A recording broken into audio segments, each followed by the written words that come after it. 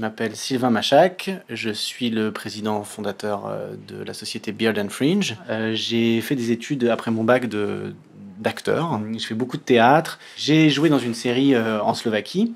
Et puis j'ai senti à un moment de ma vie, j'avais à peu près 32, 33 ans, qu'il fallait que je prenne un tournant. Et en fait, cette économie, elle est venue à moi de façon assez simple, par les contacts.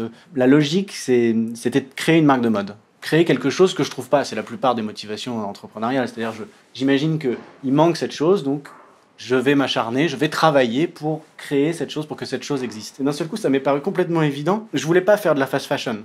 Tous les tissus sont labellisés GOTS. Voilà. Et ça, c'est important. C'est une vraie gage de qualité. C'est vraiment ça la définition de la durabilité pour moi. C'est-à-dire que c'est vraiment quelque chose qui a mis du temps à se faire et qui va mettre du temps aussi à se développer. On est dans une logique vraiment circulaire et qui fait que quand les vêtements sont usés en fin de vie, les gens peuvent nous renvoyer gratuitement les vêtements et nous, on en fait du compost pour qu'on puisse redonner à la terre l'énergie de reproduire des graines de coton, de lin, etc.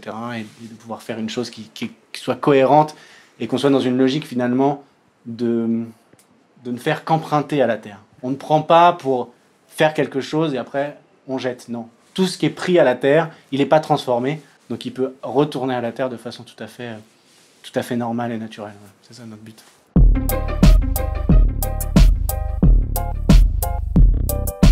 Le message que j'ai à faire passer à la jeunesse, c'est que je suis absolument convaincu que le choix de la transparence, c'est un choix qui nous rend plus souriants. D'ailleurs, c'est marrant parce que quand on voit les photos de mode, en général, tous les modèles font la tête, quoi. Ils sourient pas, ils sont tristes.